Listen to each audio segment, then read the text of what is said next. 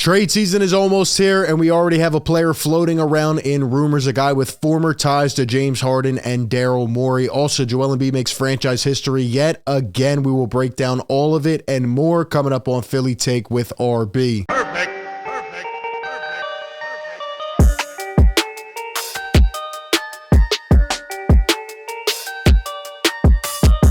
What is going on, everyone? Welcome into the show. Be sure to hit that like button if you enjoy this content. Subscribe to the show. Hit the bell so you don't miss any of the upcoming content. Before we jump right into the Sixers stuff, a lot to get to for sure. I do want to give a quick recognition moment here to Damar Hamlin. Obviously, a very tragic, scary moment last night in the Bills-Bengals game. I know it's not the same sport. I know it's not the same team. But sports are meant to bring people together, and they have in the last 24 hours. Obviously not for a good reason, but very tragic moment last night with the Bills and the Bengals, and it put the world of sports on a standstill for just a moment, and everybody needs to come together, and I just wanted to give this opportunity to say a prayer for Damar and his family, and we all hope that he pulls through because what a just scary, tragic, just horrific scene. And seeing him go down like that was obviously not easy for any sports fans across the world, whatever sport you follow. This is an athlete and a young man and a family member. And, we all hope he will be okay. So I just wanted to give that, opportunity for recognition and we hope that he pulls through. Anyway, getting into this Sixers stuff, the Sixers take down the Pelicans in the rematch last night against the New Orleans Pelicans. Obviously, Zion exited late third quarter and still no Brandon Ingram. But let me tell you, the Sixers got it done, and I was very impressed with the win. I thought it was a huge win. The Pelicans are still a good team nonetheless, and seeing how they came out and dogged the Sixers just a few days ago, I thought the Sixers responded well, and that is the type of win that you look at and say, okay, here's what we can replicate, playing the two-man game strong down the stretch, and just coming together with a full team win, Joel and James dominating the way they did, and then, the rest of the complementary pieces stepping up when they needed to. I thought it was a great win, definitely something you can build on. The Sixers have now won 2 in a row, and they have a favorable stretch of games coming up that they can take advantage of. But first and foremost, we start with the positive news of the day, and that is Joel Embiid. Once again, he does it.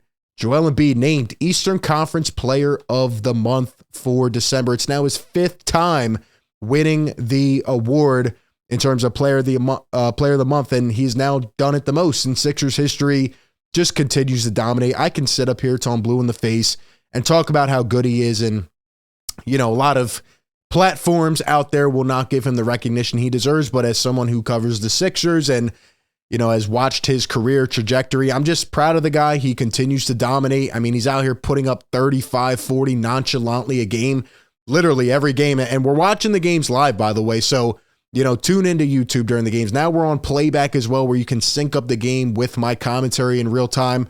We're changing the game, man. And, be sure to tune into that if you want to, watch the live game with me. But, we're sitting there and we're talking. And it's like, Joel Embiid's got 32 in the third quarter. How does he have 32? It's so easy. It's just effortless for him at this point.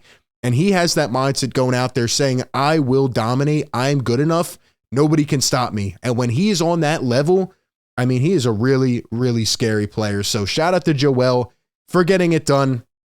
Obviously a slow start to the year, but, helping the Sixers go on a win streak and playing the way he did has just been magical, man. And we're all proud of him. I mean, he continues to get better.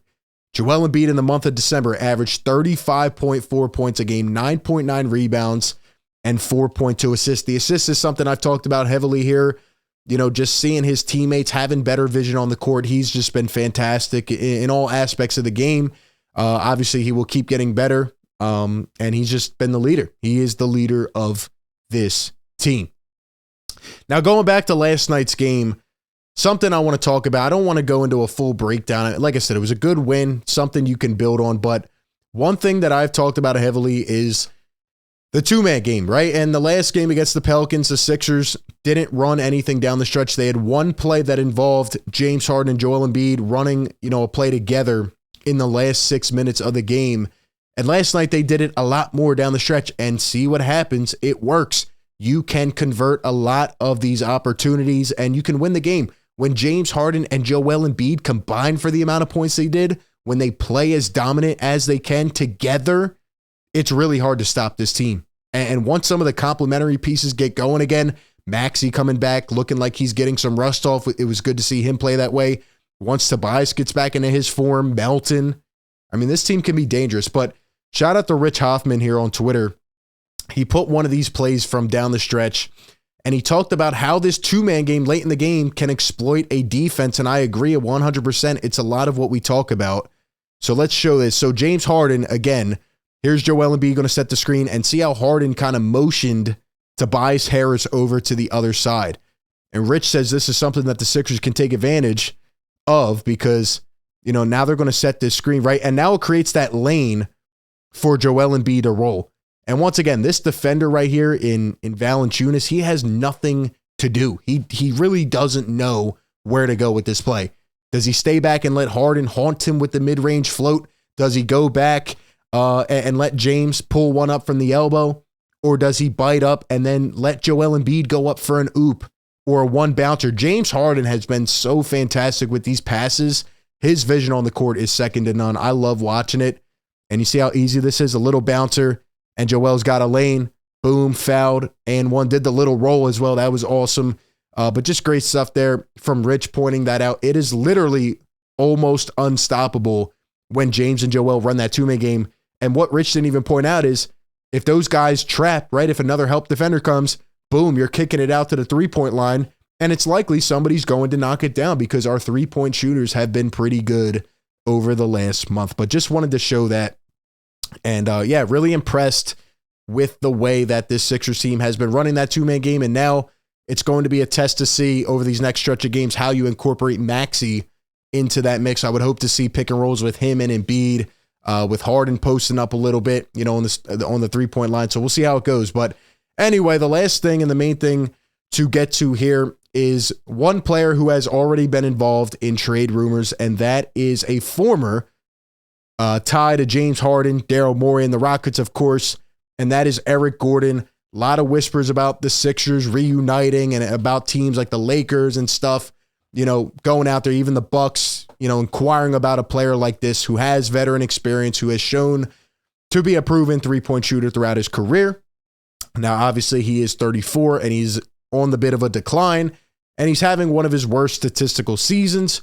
But maybe he's just bored because the Rockets stink. They're nowhere near contending, and he's just been there for a couple years now, just spinning his wheels, honestly. But there was a quote a couple days ago where Eric Gordon was asked about the Rockets' improvement from when the season started, and he said, quote, "There is no improvement." And you can see his face. He's kind of disgusted, you know? I mean, he's being asked to go out there every night and start with a bunch of young guys, rookies, and try to compete, but the competitive nature is not there. You know, it is time for the Rockets, even if it's not the Sixers, to move him to a destination where he can go compete for the final stretch of his career and try to grab that first ring. But like I said, when we look at his stats and when we look at his contract, right, he's making $19.5 million this year. Next year, he's scheduled to make $20.9 million, and it is non-guaranteed. So he'll probably end up getting waived.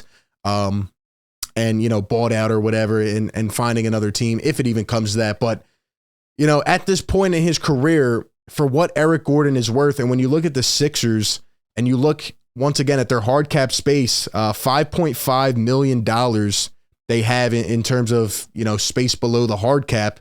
And obviously they still have a open roster spot, which I'm interested to see how they utilize that come trade deadline. I really don't think it's going to be like a buzz trade deadline where there's a lot going on for the Sixers, unlike in years past, but there are definitely needs, right? An athletic wing, a backup five, things that you need to address on this team. And when it comes down to Eric Gordon, you know, I've made this topic of a video about 3 or 4 times now. And before I said, you know, it's definitely something to entertain, but at this point, I just don't see it happening. The feasibility is not there unless you were to move a guy like Tobias Harris. Eric Gordon just is not what this team needs anymore. And I've seen whispers out there about reuniting with Daryl Morey. Sure, he may take a flyer on it, but it's just really not possible at this point based off what Eric Gordon is making I guess unless he was bought out or something like that. But yeah, I would definitely see the Rockets trying to move him at the deadline. There's no point of him being there anymore, especially after these comments. When you look at his stats, he's averaging 11.5 points per game, a career low. He's shooting 35.6% from three, which is his lowest in a long time other than a couple years ago. He seems to be on a bit of a decline. Like I said, maybe some of that is attributed to him just being bored and in a terrible situation. But at the end of the day, you look at what the Sixers have in terms of their guard depth. They have Shake Milton, who's playing better than they now have Maxey that they can move around, and Melton has been a great addition. The Sixers have enough guards. I don't think they need to take a flyer on Eric Gordon. And honestly, I would say, along with the trade deadline, where we might try to address a need or two, not a guy, who's making this much money, but I would say also look to use some of your in-house players. I still cannot put my finger on what is going on with a guy like Matisse Thybulle, where he plays 5 minutes and then he doesn't play the next night. I just don't get it. I don't understand it. The Sixers have had a drafting issue, but they've also had a development issue, and they need to utilize some more of the players within house. We'll see what happens, but in terms of the Eric Gordon thing, his name is definitely being thrown around, and for me, it is a hard no. It is a hard no. I don't care if he's a former Rocket at this point. It would not make much sense for the betterment of the team. But those are just my thoughts. Give me yours down below in the comment section. Would you take a flyer on Eric Gordon? Give me your thoughts. Appreciate everybody for tuning in. Be sure to like, comment, and subscribe. And like always, I will catch you all on the next one. Peace.